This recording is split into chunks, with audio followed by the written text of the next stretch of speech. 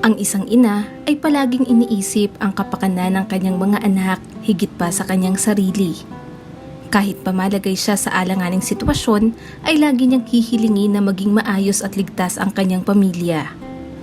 Ngayon, ibabahagi ko sa inyo ang kwento na siguradong kapupulutan natin ng aral at inspirasyon. Kaya naman, inaanyayahan ko kayong manood hanggang sa dulo ng videong ito.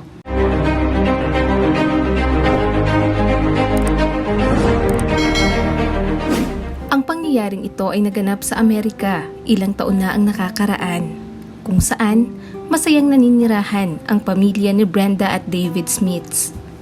Mayroon silang 4 na anak na lalaki. Ito ay sina Carter, Josh, Justin at ang bunsong si Max. Ngunit, ang simple at masaya nilang pamilya ay nagbago noong malaman nila na si Brenda ay mayroong ovarian cancer. Ayon pa sa mga doktor, nasa stage 4 na ito na nangangahulugang bilang na lamang ang mga araw na makakasama niya ang kanyang mga mahal sa buhay. Bilang isang ina, labis ang pag-aalala ni Brenda para sa kanyang mga anak, lalo na sa bunsong si Max na noon ay magdadalawang taong gulang pa lamang. Dahil alam niya na kaunting araw na lamang siyang mananatili sa tabi ni Max, kaya palagi niya itong kinakantahan at kinukuhaan ng mga litrato. Kinukulit niya rin si David na humanap ng bagong mapapangasawa upang maging bagong ina ng kanilang mga anak. Ayaw niya raw lumaki nang walang ina ang mga bata. Iniisip niya rin na malulungkot si David. Bukod pa roon ay mahihirapan din itong maitaguyod ang 4 nilang anak ng mag-isa. Ngunit, ayon kay David, baka magkamali lamang siya sa pagpili ng babae. Papaano kung hindi ito maging mabuti para sa kanyang mga anak? Ayon naman kay Brenda, hindi iyon mangyayari dahil gagabayan niya si David mula sa langit, sabay turo sa itaas. Buwan ng Agosto taong 2011 nga ay pumanaw na si Brenda. Ilang araw lamang makalipas ang kaarawan ni Max. Napakalungkot ni David lalo na ng kanyang mga anak. Halos araw-araw silang umiiyak dahil hindi pa nila natatanggap na wala na si Brenda.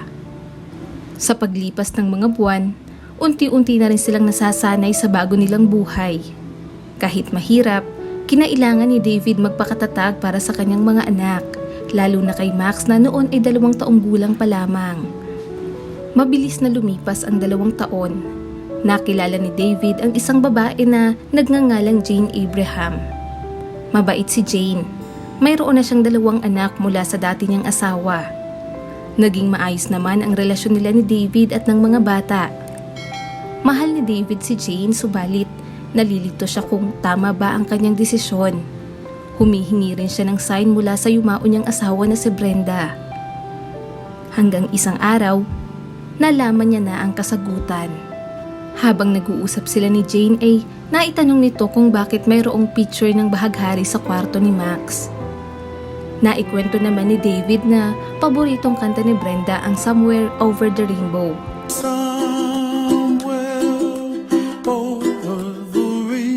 Ito rin ang madalas niyang awitin habang pinapatulog si Max. At ang larawang iyon ay nakuhaan noong mismong araw na pumanaw si Brenda. Noong makita ni David ang bahaghari ay kinuhaan niya ito agad. Alam niya raw na iyon ang kanyang namayapang asawa. Nakangiti nitong sabi kay Jane. Hindi naman nagsalita si Jane. Naglakad ito palabas ng kwarto upang kunin ang kanyang cellphone. Matapos noon, ipinakita niya kay David ang kaparehong bahaghari na kanyang nakuhaan 2 taon na ang nakakaraan. Hindi lubos akalain ni David na iyon pala ang sign na ibibigay ni Brenda. Dahil roon, napagpasyahan niyang mag-propose na kay Jane. Desyembre ng parehong taon ay nagpakasal na rin sila. Ilang araw pa lamang ang nakakalipas mula nang sila ay maikasal, nakatanggap ng hindi inaasahang tawag si David mula sa radio station na Star 102.5. Ayon rito, mayroon daw naghihintay na sorpresa at regalo para kay David at sa kanyang buong pamilya. Sa loob ng mahigit 20 taon, ang nasabing radio station ay tinutupad ang kahilingan ng ilan sa mga residenteng sumusulat sa kanila tuwing malapit na ang araw ng Pasko. At sa araw na iyon, Ang napili nilang sulat ay mula kay Brenda. Gumawa pala siya ng sulat ilang araw bago siya pumanaw.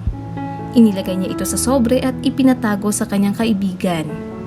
Ibinili niya rin na dalhin iyon sa radio station kapag nahanap na ni David ang babae na magmamahal sa kanya at sa kanilang mga anak. Nakasaad sa sulat ni Brenda ang 3 niyang kahilingan. Ang una, gusto niya sanang mabigyan ng pagkakataon na makapagbakasyon ang buong pamilya ni David sa lugar kung saan mag-e-enjoy sila at maaalala ng mga bata hanggang sa kanilang pagtanda. Ang ikalawa, nais niyang mabigyan ng masarap na pagkain at makapagsalo-salo ang mga nurse at doktor na nag-alaga sa kanya noong siya ay nabubuhay pa.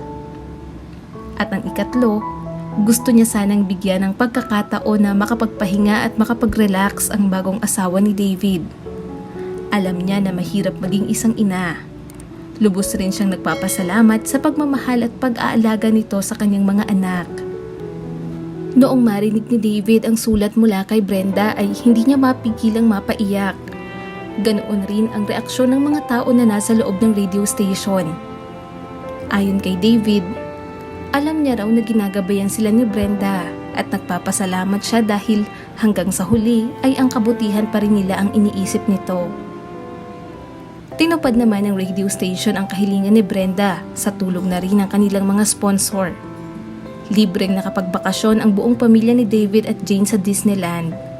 Nakapagpamassage at shopping din si Jane. Nagpadala rin sila ng mga pagkain sa Mercy Medical Center kung saan nagpagamot si Brenda noon. Ayon kay David, mahal na mahal niya si Brenda. Alam niya na ginagabayan siya nito mula sa langit. Hiniling niya rin sa radio station na i-play ang Somewhere Over the Rainbow dahil ito ang paborito nila ni Brenda.